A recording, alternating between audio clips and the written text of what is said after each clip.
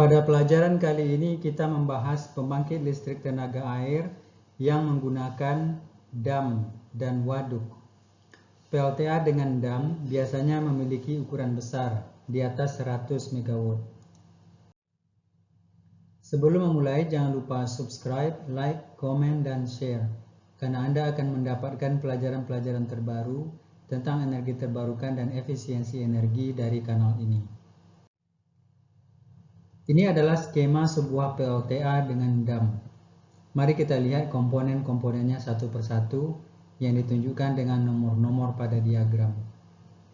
Nomor satu adalah reservoir atau waduk, di mana air dalam volume besar disimpan untuk digunakan pada saat dibutuhkan dan bisa dicadangkan selama berminggu-minggu, bahkan hingga berbulan-bulan kemudian.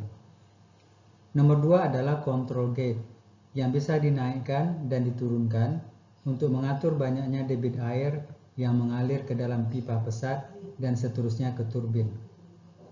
Nomor tiga adalah trash rack, yaitu semacam pagar yang digunakan untuk menyaring sampah yang mungkin masuk ke waduk dan berusaha masuk ke penstock. Nomor 4 adalah pintu masuk air dari waduk menuju penstock. Nomor 5 adalah penstock, yaitu pipa pesat yang berfungsi mengalirkan air bertekanan tinggi dari waduk menuju turbin.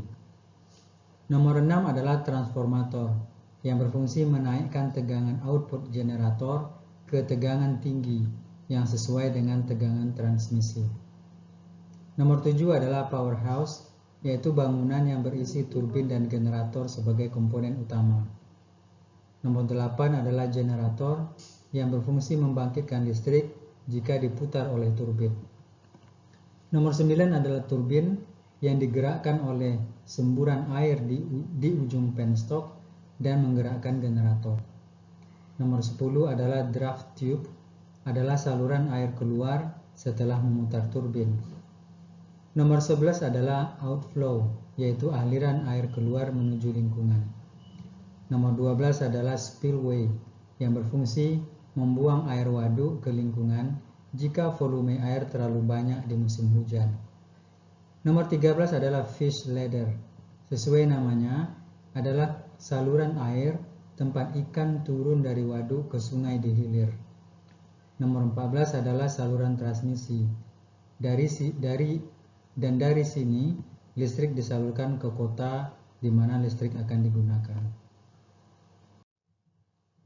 Dam atau bendungan adalah komponen paling penting dalam PLTA dengan dam.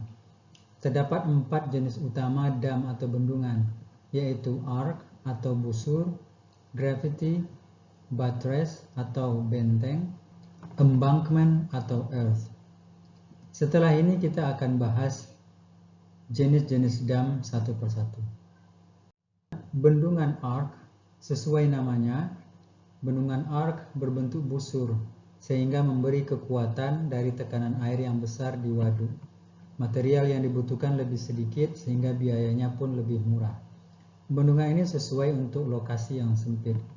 Namun jenis bendungan ini membutuhkan pembatas yang kuat supaya tidak runtuh. Bendungan gravity beton. Bendungan gravity beton didesain supaya berat sehingga dia tertahan pada tempatnya dengan kokoh. Kelemahannya, bendungan ini membutuhkan banyak beton sehingga biayanya pun lebih mahal. Bendungan buttress. Ini adalah jenis bendungan yang juga dipakai di PLTA Kota Panjang di Kabupaten Kampar, Provinsi Riau. Bagian depannya ditahan oleh tiang-tiang sehingga membentuk susunan seperti benteng. Bagian depannya biasanya datar, tapi bisa juga berbentuk melengkung. Pumped storage. Tujuan utama dari sistem PLTA pumped storage adalah menyimpan energi pada ketinggian tertentu untuk digunakan pada saat diperlukan. Operasi PLTA pumped storage melibatkan 2 kolam air besar. Kolam atas adalah kolam yang dibuat, sedangkan kolam bawah biasanya danau atau sungai alami atau bahkan laut. Pada saat penyimpanan, air dipompa dari waduk bawah ke waduk atas. Penyimpanan biasanya dilakukan pada saat beban rendah. misalnya di tengah malam. Di negara-negara yang menerapkan tarif listrik berbeda antara siang dan malam, penyimpanan dengan pompa biasanya dilakukan saat tarif listrik sedang murah. Pada saat beban tinggi atau tarif listrik sedang mahal, air dilepaskan kembali dari waduk atas ke waduk bawah melalui penstock dan turbin untuk menghasilkan listrik.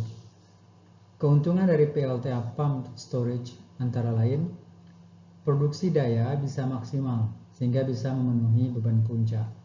Selain itu, kelebihan paling utamanya adalah bahwa sistem PLTA Pumped Storage dapat dibuat di tempat yang lebih banyak selagi ada bukit di dekat sumber air alami. Kita sudah belajar tentang PLTA dengan dam atau bendungan.